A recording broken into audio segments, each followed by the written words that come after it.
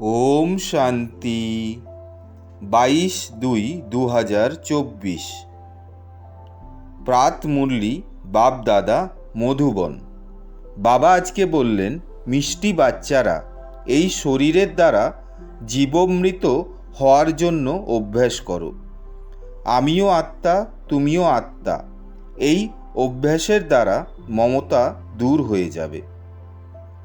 প্রশ্ন: সবথেকে উঁচু লক্ষ্য কি?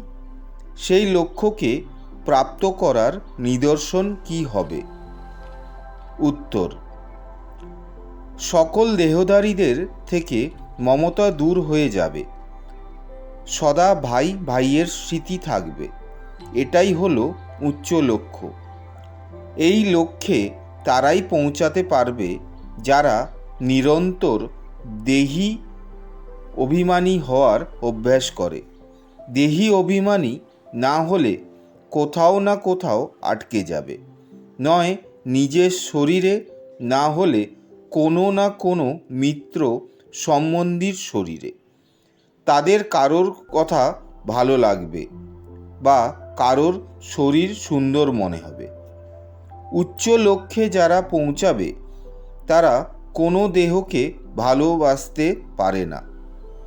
তাদের দেহ ভাবের বোধ ছিন্ন হয়ে যাবে।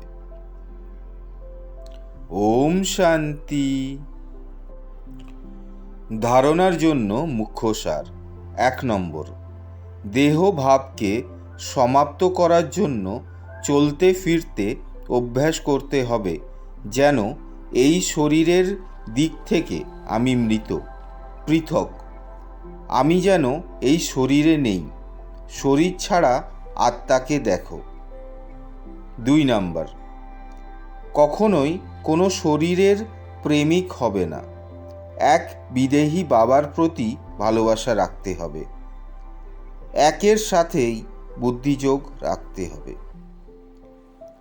আজকের মধুর বরদান হল, সেবা আর স্বপুরুষার্থের ব্যালেন্সের দ্বারা ব্লেসিং প্রাপ্তকারী কর্মযোগী ভব। কর্মযোগী অর্থাৎ কর্ম করার সময়ও যোগের ব্যালেন্স থাকবে। সেবা অর্থাৎ কর্ম আর স্বপুরুষার্থ অর্থাৎ যোগযুক্ত। এই দুয়ের ব্যালেন্স রাখার জন্য একটাই শব্দ স্মরণে রাখো, যে বাবা হলেন কারাওয়ানহার আর আমি আত্মা হলাম করণহার। এই একটা শব্দ খুব সহজে ব্যালেন্স এনে দেবে আর সকলের ব্লেসিংও প্রাপ্ত হবে। যখন করণহারের পরিবর্তে নিজেকে কারাওয়ানহার মনে করো, তখন ব্যালেন্স থাকে না আর মায়াও নিজের চান্স নিয়ে নেয়। স্লোগান: দৃষ্টির দ্বারা ভরপুর করা সেবা করতে হবে।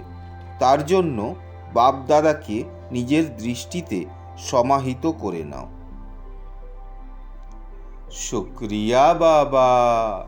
ওম শান্তি।